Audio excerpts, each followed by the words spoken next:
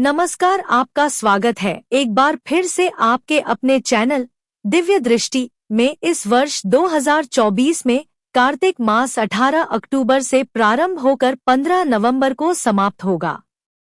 इस पवित्र महीने में आपको निम्नलिखित कार्य करने चाहिए। 16 माला जाप करें। हरे कृष्ण कृष्ण कृष्ण हरे हरे, हरे राम राम राम हरे हरे। कार्तिक मास में दीपक जलाने का विशेष महत्व है।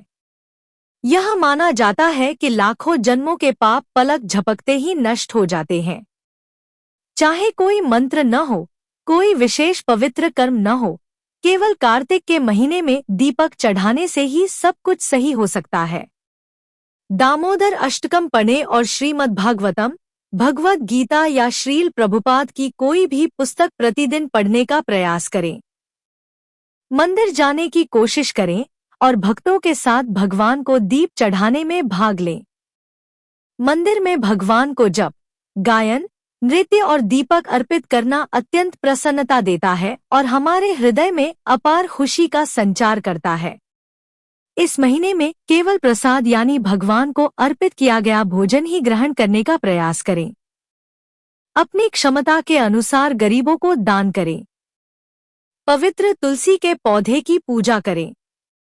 कार्तिक मास हिंदू धर्म में अत्यंत पवित्र महीना माना जाता है। इस दौरान स्नान और दान को विशेष महत्व प्राप्त है। स्नान से शरीर शुद्ध होता है और दान से मन, दोनों साथ करने से मोक्ष की प्राप्ति होती है। स्नान के बाद अन्न, वस्त्र, धन आदि का दान किया जा सकता है। कार्तिक मास में किया गया स्नान, दान और तुलसी पूजा असीम पुण्य प्रदान करते हैं, जिनसे व्यक्ति जन्म मरण के चक्र से मुक्त होकर मोक्ष की प्राप्ति करता है। यह चातुर्मास का अंतिम महीना होता है। तुलसी की पूजा का इस महीने में विशेष महत्व है। हिंदू धर्म में तुलसी को अत्यंत पवित्र पौधा माना जाता है। कार्तिक मास में रोजाना प्रातः उठकर स्नान करें। इसके बाद स्वच्छ वस्त्र धारण कर एक लोटे में साफ जल भर लें और तुलसी की पूजा करें। यह महीने पवित्र कर्मों को करने और आत्मा को शुद्ध करने का अवसर प्रदान करता है। साथ ही तुलसी पूजा के लिए दीपक, अगरबत्ती, फूल, रोली, चंदन आदि चीजों को एक थाली में रखें। इसके बाद तुलसी के पौधे की जड़ में धीरे धीरे अर्पित करें। इसके साथ ही तुलसी के गमले में स्वास्तिक का चिन्ह बना लें। मैं सिमरू माता शारदा, बैठे जहवा आए कार्तिक मास की कथा, लिखे कमल हर्षाय नैमिषारण्य तीर्थ में श्री सूत जी ने 88,000 सनकादि ऋषियों से कहा। अब मैं आपको कार्तिक मास की कथा विस्तारपूर्वक सुनाता हूँ, जिसका श्रवण करने से मनुष्य के सभी पाप नष्ट हो जाते हैं और अंत समय में वैकुंठ धाम की प्राप्ति होती है।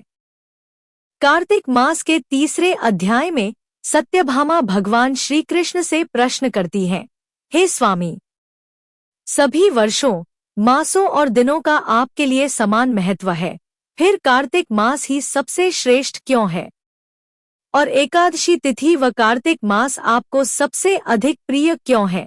भगवान श्री कृष्ण मुस्कुराते हुए कहते हैं, हे प्रिय, तुमने बहुत उत्तम प्रश्न पूछा है। इस विषय में मैं तुम्हें एक पुरानी कथा सुनाता हूँ। यह महाराज पृथु और महर्षि नारद के बीच का संवाद है, जिसे ध्यानपूर्वक सुनो। एक बार राजा पृथु ने नारद जी से यही प्रश्न पूछा था। नारद मुनि ने बताया कि बहुत समय पहले समुद्र से उत्पन्न शंखासुर नामक एक शक्तिशाली राक्षस ने तीनों लोकों पर विजय प्राप्त कर देवताओं को पराजित कर दिया था। उसने इंद्र और अन्य लोकपालों के अधिकार छीन लिए। भयभीत होकर सभी देवता सुमेरु पर्वत की गुफाओं में जाकर छिप गए। शंखासुर सोचने लगा कि देवताओं की शक्ति उनके वेदों में निहित है, इसलिए उसने भगवान विष्णु को सोते हुए देखा और सभी वेदों को चुरा लिया। उसी समय यज्ञ मंत्र और बीज मंत्र भी भय के कारण जल में छिप गए। शंखासुर ने वेदों को खोजने का प्रयास किया, लेकिन वह असफल रहा। इस कठिन समय में ब्रह्मा जी और देवता भगवान विष्णु की शरण में गए। उन्हें जगाने के लिए उन्होंने संगीत, धूप और विविध पूजा सामग्री से उनकी आराधना की। उनकी प्रार्थना से भगवान विष्णु जाग उठे और देवताओं ने उन्हें हजारों सूर्य के समान तेजस्वी देखा। विष्णु भगवान ने प्रसन्न होकर देवताओं से कहा, जो भक्त कार्तिक शुक्ल एकादशी तक प्रातःकाल में कीर्तन और मंगलगान करेंगे, वे मेरे प्रिय होंगे और मृत्यु के बाद बैकुंठ धाम को प्राप्त करेंगे। आप जो सामग्री लेकर आए हैं वह आपके लिए अनंत गुणों वाली होगी और आपको सुख प्रदान करेगी। इस प्रकार भगवान विष्णु ने देवताओं को आशीर्वाद दिया और कार्तिक मास की महिमा को स्थापित किया। जो शंखासुर सभी वेदों को चुराकर समुद्र में ले गया है, वे सभी वेद अभी भी समुद्र में हैं। मैं उस दुष्ट राक्षस को मारकर वेदों को पुनः ले आऊंगा। आज से मंत्र, बीज और यज्ञों के साथ चारों वेद हर वर्ष कार्तिक मास में जल में विश्राम करेंगे। अब मैं मत्स्य, मछली का रूप धारण कर समुद्र में जाता हूँ और आप सभी ऋषियों को मेरे साथ आना होगा। जो प्राणी कार्तिक मास में प्रतिदिन प्रातः स्नान करेंगे, वे यज्ञ के अंतिम स्नान, अवभृत स्नान के समान पुण्य प्राप्त करेंगे।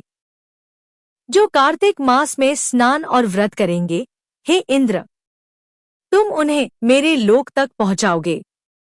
हे देवेंद्र, मेरी आज्ञा से उन प्राणियों की हर आपत्ति से रक्षा करना। हे वरुण, तुम उन्हें पुत्र पौत्रादि का आशीर्वाद देते रहना। और हे कुबेर, मेरी आज्ञा के अनुसार तुम उनके धन और धान्य को बढ़ाते रहना, क्योंकि इस प्रकार का आचरण करने वाला प्राणी हमारे स्वरूप को धारण करके जीवित अवस्था में ही मुक्त हो जाता है।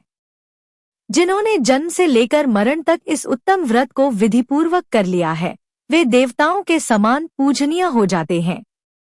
आप सभी ने मुझे कार्तिक शुक्ल एकादशी तिथि को जगाया है, इसलिए यह एकादशी मान्य है और मुझे बहुत प्रिय है। हे देवगण, जो व्यक्ति इन दोनों व्रतों, स्नान और व्रत को विधिपूर्वक करते हैं, वे मेरे समीप पहुंचते हैं। ऐसा कोई तीर्थ, व्रत या यज्ञ नहीं है जो स्वर्ग का द्वार खोल सके, जितना यह व्रत करता है। आप सभी को हमारा वीडियो पसंद आया हो तो वीडियो को लाइक जरूर करें और जो लोग चैनल पर नए हो वो चैनल को सब्सक्राइब करें। धन्यवाद।